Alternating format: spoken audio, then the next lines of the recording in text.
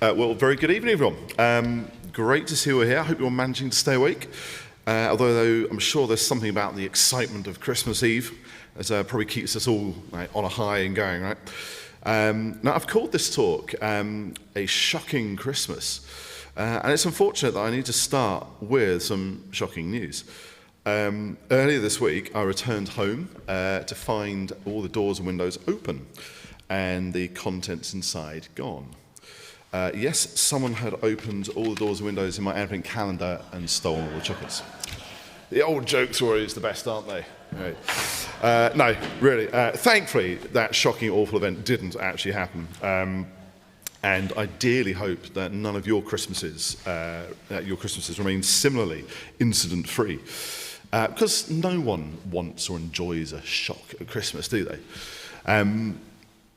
It's a time, hopefully, of celebration, of comfort, of rest, and hopefully not too much a shock at how expensive all our food is this year.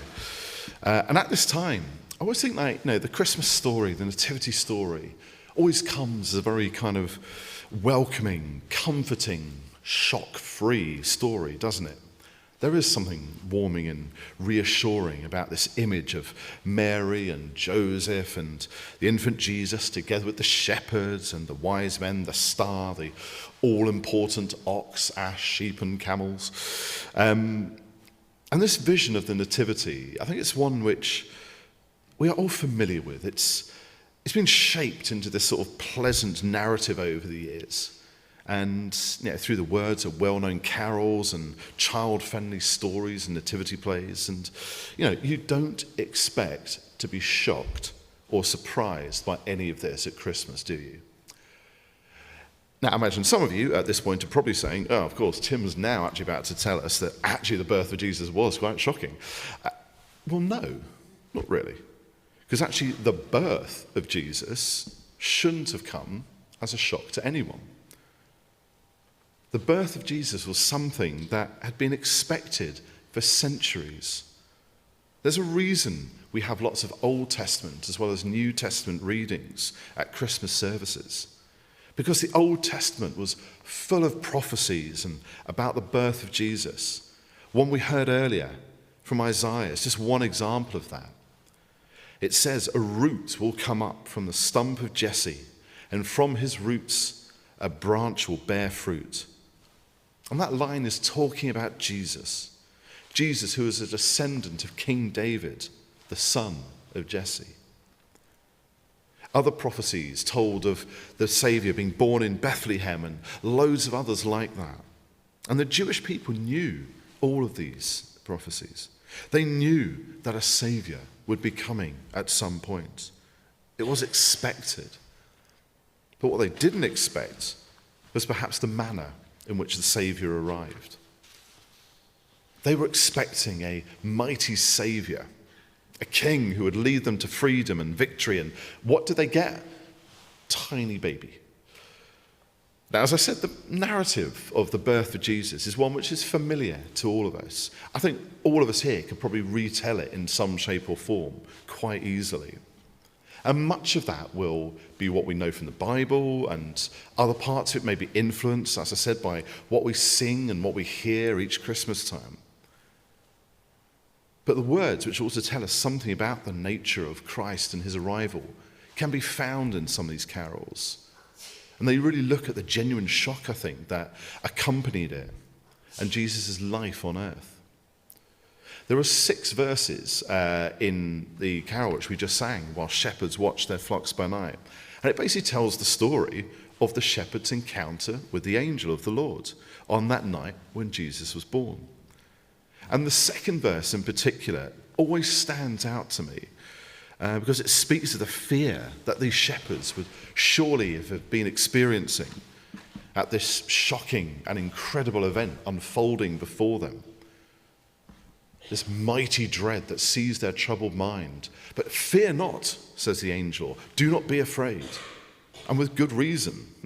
I imagine that the unexpectedness of seeing an angel coming before you when you're just minding your own business, tending your sheep out on the fields, was probably not the most reassuring thing to see, if you were a lowly shepherd. you'd probably be thinking two things. Like, first, you'd be thinking, like, ah!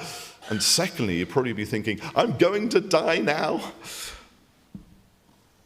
But actually, the angel reassures them that this isn't what's going to happen. Their appearance is not a cause for alarm. It's good news that the angel has to bring them. It's exactly the same thing that happened to Zechariah several months before, who's described as being gripped with fear when an angel came to him. And then to Mary a few months later. Do not be afraid, the angel says to both of them, whom I imagined were actually pretty both afraid at that time. Talk about a series of shocks at Christmas time. And you can't really picture that sort of event happening nowadays, can you? I mean, just imagine if, say, Mary was actually in America and maybe one of those states where they have the stand your ground laws. Don't be afraid, Mary, for I bring you good news. Mary, what was that? Nothing, Joseph, just some shiny fella who burst in, but I stood my ground. Brilliant. Should we go about planning the wedding? You betcha. Now, I don't actually think, hopefully, that wouldn't happen these days. But the shock of the shepherd's encounter is only added to when the angel tells them to go to the town of Bethlehem, where they presumably came from, because the Messiah was due to be born there. Now, Bethlehem was this unusual place for a Messiah to be born. It was a fairly small, inauspicious town. The Messiah, the promised Saviour King, would surely have been born in Jerusalem, in a palace. But instead, he arrived in a room for the animals and was laid in a manger, in something which the animals ate out of. That was a bit of a shock. But at least his arrival would surely have been announced, the whole world, right? Not exactly. We get this amazing image, this amazing story of this whole company of angels suddenly joining the angel of the Lord and bursting into song, glorifying God and announcing the arrival of the Messiah, the one who would save. They could have proclaimed this across the whole world. And yet who do they tell? Shepherds. Hands up who's ever been in a nativity play when they were younger. Has anyone here ever played a shepherd? Has anyone here ever played wise men or kings? Mary? Joseph? Oh, the privileged few. I like that. I was actually, I think when I was at Acacia Road Playgroup many years ago, I think it was a shepherd. Here's a picture to prove it.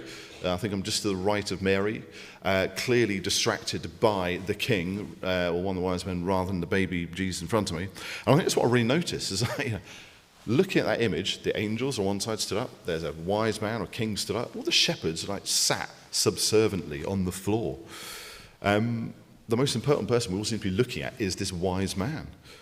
Because shepherds were not important people.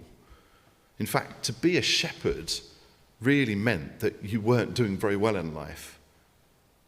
But it was to these poor, lowly shepherds that the angels appeared and announced the birth of Jesus. The long-expected arrival of a Saviour happened in the most shocking, unexpected manner. It wasn't a mighty king or a warrior suddenly appearing. It was just a normal, newborn baby, born into an ordinary, humble life, and visited on the first night of his life by poor shepherds. For a saviour of the world, this is a pretty shockingly low-key beginning. And I think that's what I find most shocking almost when I consider the whole life of Jesus. It's just how ordinary, for most of it, it actually was. Why was it necessary for Jesus to be born an ordinary man rather than, say, the son of royalty? A few years ago, I spent a weekend retreat at Witchcroft House, which is the Southwark Diocesan Training and Retreat Centre. And in the chapel there, there's this huge picture on the wall at the end. which you can see here in this picture. And it's a picture entitled Christ the Worker, an ordinary person. And as I was looking at this picture again and again and again over that weekend, I started to think about the words we often hear at Christmas. The virgin will conceive and give birth to a son, and they will call him Emmanuel, which means God with us. It's a theme also picked up in another favourite Christmas carol of mine, Angels from the Realms of Glory, which also tells that same story of the shepherd's encounter with the angel. And the second verse, it says this: shepherds in the field abiding, watching o'er your flocks by night, God with us is now residing, yonder shines the infant light. Jesus lived as you and I did. He grew up. He would have been taught. He would have had friends. He would have gone and got a job and would have worked. He knew what it was like to be you and me. Jesus came into this world to live with us, to be one of us, to be a part of us, and to save us. Because despite all of the wrong things we've done, God didn't want to abandon us. He saved us. He is with us. Emmanuel. The long-expected Saviour lived an unexpected life. And in saving us, God did a most shocking thing. Now, we expected a king, a leader, a mighty saviour, a warrior. Instead, we got a man. And the way he saved us was not by starting a war and winning a battle, but by dying. Because the truth is, we needed saving. And God did the most shocking thing. He sent his own son, who was born a child, lived as a man, died as a betrayed friend, and yet rose again as the victorious Lord of life, conquering sin and death. God did all that to give you the greatest present at Christmas time of all: forgiveness and life eternal. Emmanuel, God with us, God with you. Does that shock you? God knows you and is with you. He's there with you in your job, at school, at church. He's with us when we do the washing up, and with us in the supermarket, and with us when we buy a new car and visit a friend in the hospital. He's with us when we have to lock ourselves in the bathroom just to get away from the kids. And he's with us when our marriage hits a difficult part. And he's with us when life breaks our heart in half. He's with you when you feel lonely. He's with you when we pretend we're something that we're not, and he's with us when that image just collapses. He's with us when we have plenty, and he's with you when you're lacking. He's with you, always with you, because he loves you. And he sent his son to earth 2 millennia ago to save you. Jesus was born for the likes of the shepherds, the poor, the lonely, the rejected and forgotten of society. And Jesus too was born for the rich and the wise who worshipped him at his birth. He was born for every individual person with their individual circumstances and experiences and traits. There are many shocking things happening in this world at the moment. And often at times like this, people will ask, where is God in all of this? I think the answer is, he's here. He's among us. God with us, God in us, Emmanuel. I think God can be seen in the responses to when things go wrong. God is there when people seek peace rather than conflict, when people feed rather than ignore the hungry and helpless, when people care for rather than destroy the God's creation.